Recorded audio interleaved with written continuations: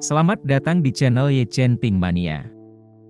Naga tak terkalahkan bab 6885 sampai bab 6886. Terima kasih kepada semuanya yang sudah like dan subscribe. Semoga selalu diberikan kesehatan dan kesuksesan. Naga tak terkalahkan bab 6885. Meskipun Ye Chen tidak memiliki bukti apapun untuk membuktikan bahwa tiga tetua besar dari masyarakat Qing rusak semuanya sedang menunggunya di Nigeria saat ini, dia secara intuitif menilai bahwa ketiganya pasti ada di sana. Alasannya adalah karena dia merasa bahwa Wu Feiyan pasti akan memahami satu hal dari kekalahan berturut-turut dari 4 penghitungan besar, dan itu adalah bahwa ketika menghadapi musuh yang kuat dan tidak dikenal, seseorang tidak boleh menghancurkan keseluruhannya menjadi beberapa bagian, menghancurkannya mengumpulkan kekuatan hidup dan mengirim mereka ke garis depan sedikit demi sedikit, tetapi harus memecah keseluruhannya menjadi beberapa bagian, dan mengumpulkan semua kekuatan untuk melakukan pekerjaan mereka dalam satu pertempuran. Karena dia sangat membenci dirinya sendiri, bermimpi bunuh diri, maka kali ini mengambil penduduk sebagai umpan, harus memastikan bahwa mereka tidak bisa kembali. Dia tidak bisa mengetahui kekuatannya yang sebenarnya, dia hanya tahu bahwa dia bisa selamat dari penghancuran diri Paman Changsheng, dan jika dia menggunakan ini sebagai patokan, hanya jika ketiga tetua agung bersatu dia bisa yakin akan kemenangan.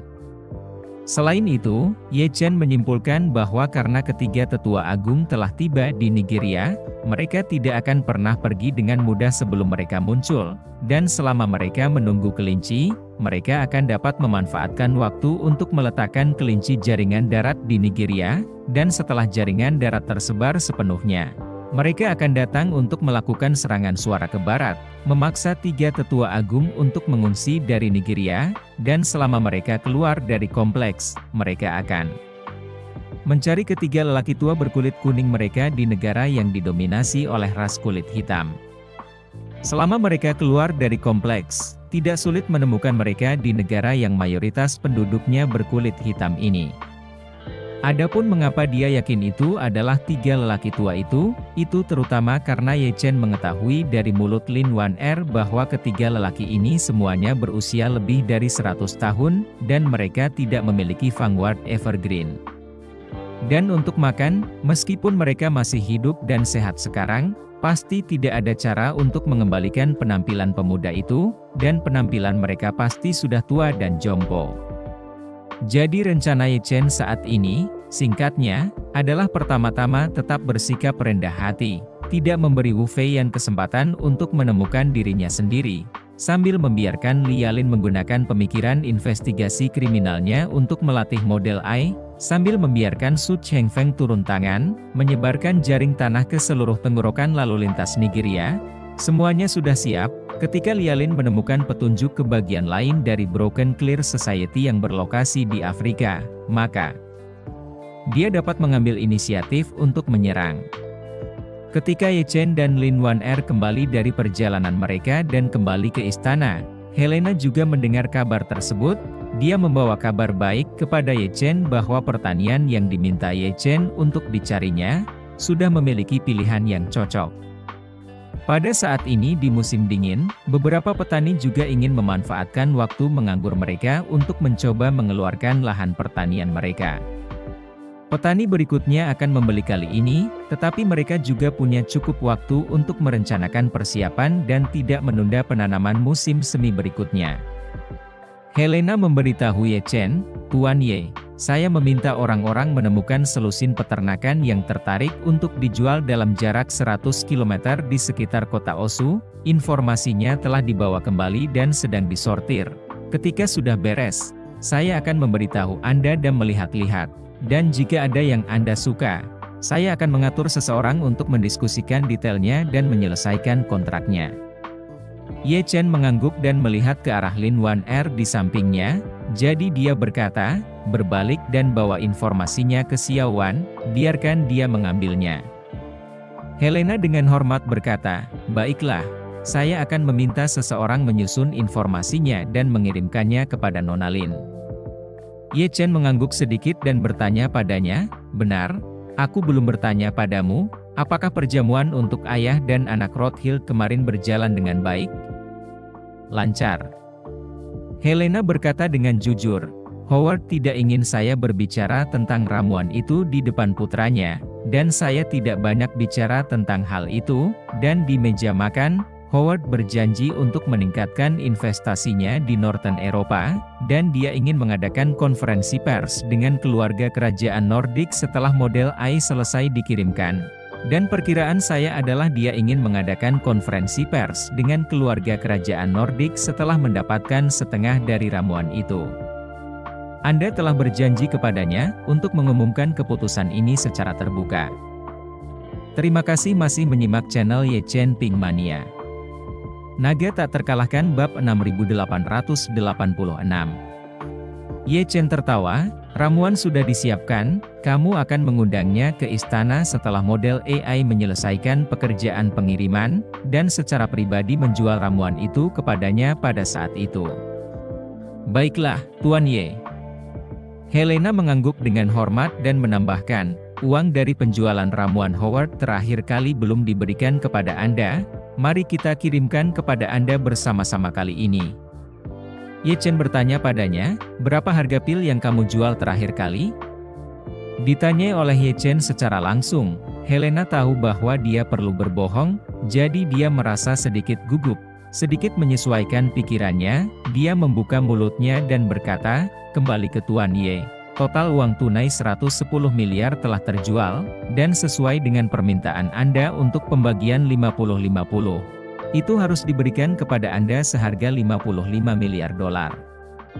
Ye Chen tertawa, Helena, alasan mengapa saya meminta Anda untuk berlabuh di Howard adalah karena saya tidak ingin menjalin kontak dengan ayah dan anak mereka pada saat yang sama untuk saat ini, tetapi itu tidak berarti saya menang. Aku akan berhubungan langsung dengan Howard di masa depan. Berapa harga sebenarnya pil itu terjual sebelumnya? Saat aku bertatap muka dengan Howard suatu hari nanti dan dia tahu bahwa nasibnya sebenarnya ada di tanganku, dia pasti akan memberitahuku yang sebenarnya. Begitu Helena mendengar Ye Chen mengatakan ini, hatinya menjadi semakin bingung, dan dia buru-buru berkata, Tuan Ye. Aku minta maaf kepadamu.